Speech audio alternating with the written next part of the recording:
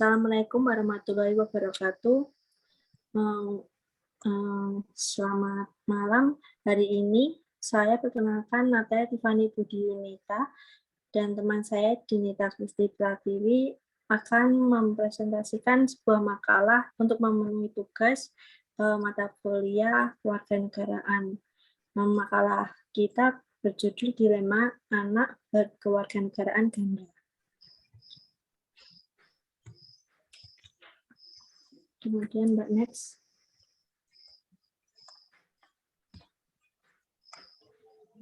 Untuk yang kita bahas saat ini nanti ada latar belakang, rumusan masalah dan tujuan, kajian teori, pembahasan, dan kesimpulan. Untuk yang pertama, latar belakang. Saat ini adanya globalisasi dan perkembangan teknologi informasi yang pesat menyebabkan hubungan antar negara menjadi sangat mudah. Salah satu dampak yang timbul dari pergaulan internasional adalah perkawinan campuran, yaitu pasangan yang menikah memiliki perbedaan kewarganegaraan.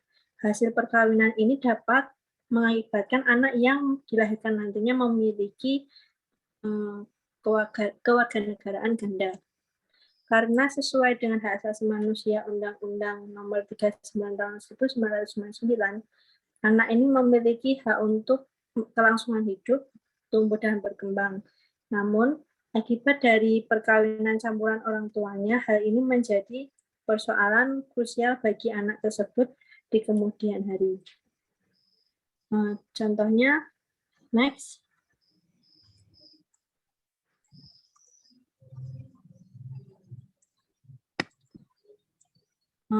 Rumusan masalah dan tujuan.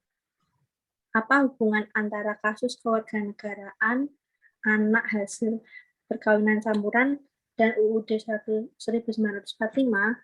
Apa upaya preventif pemerintah untuk mengatasi permasalahan perkewarganegaraan ganda? Kajian teori, status kewarganegaraan ganda terbatas.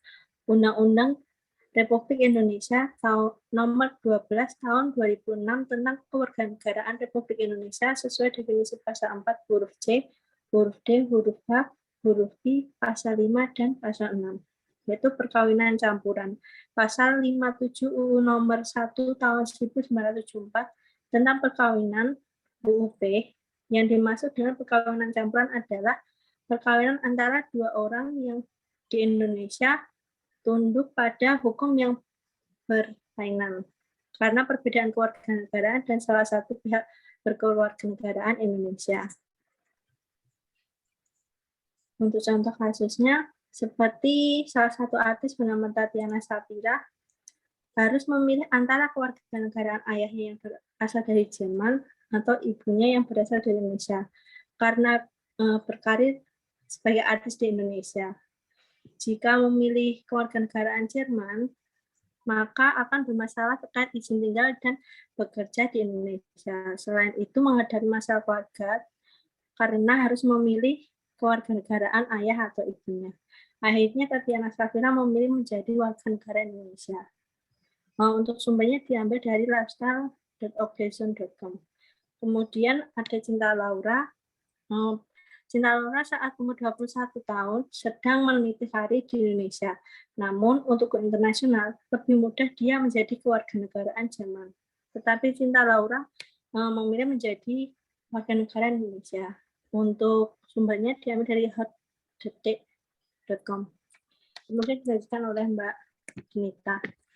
Oke, kasus selanjutnya yaitu Gloria Natapraja Hamel. Dia merupakan calon paskibraka. Namun Gloria ini terbukti memiliki paspor Prancis.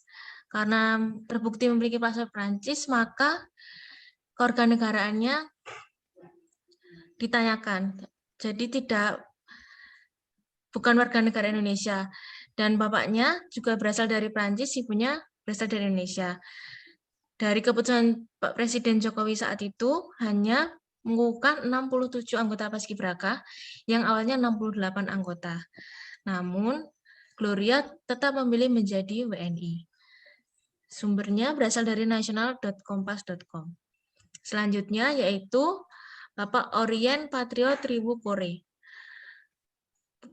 Pak Orian ini merupakan bupati terpilih Saburaijuan, Nusa Tenggara Timur dalam Pilkada 2020. Pak Orian terbukti memiliki paspor Amerika Serikat karena sebelumnya dia bekerja di bagian instalasi penting di Amerika Serikat. Nah, untuk masuk ke instalasi tersebut, maka dia harus memiliki paspor Amerika Serikat. Dari permasalahan ini, beliau kewarganegaraannya tidak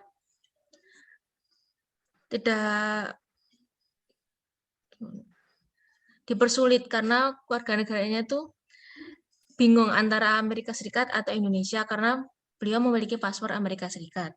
Akhirnya beliau didiskualifikasi oleh MK tapi beliau tetap memilih menjadi WNI. Berita ini diambil dari mkri.id. Dari permasalahan yang ada tersebut, kita dapat mengambil penyelesaian yaitu diambil dari Undang-Undang Republik Indonesia Nomor 12 Tahun 2006 tentang Warganegara Republik Indonesia. Yang kedua, Peraturan Menteri Hukum dan HAM Nomor 22 Tahun 2012 tentang cara pendaftaran anak berkewarganegaraan ganda dan permohonan fasilitas keimigrasian. Yang ketiga, Undang-Undang Nomor 1 Tahun 1974 tentang perkawinan. Nah, upaya preventif yang dilakukan oleh pemerintah melalui Direktur Jenderal Administrasi Hukum Umum Dirjen AHU membuat suatu sistem aplikasi kewarganegaraan elektronik yang bernama Simponik. Aplikasi ini dikhususkan untuk kantor wilayah Kementerian Hukum dan HAM, Kanwil Kemenkumham, dalam pengiriman berkas permohonan kewarganegaraan berdasarkan pasal 8 UU Nomor 12 Tahun 2006. Simponik ini dapat mempermudah pelaksanaan penyampaian dokumen, persyaratan kewarganegaraan, dan berita acara sumpah oleh Kanwil Kemenkumham yang dilakukan secara elektronik. Upaya preventif lain itu yaitu pemerintah juga bekerja sama dengan Perkumpulan Masyarakat Perkawinan Campuran Indonesia atau disebut dengan Perca Indonesia. Semua tupoksi dan kegiatan yang dilakukan oleh Perca dapat dilihat pada website www.percaindonesia.com.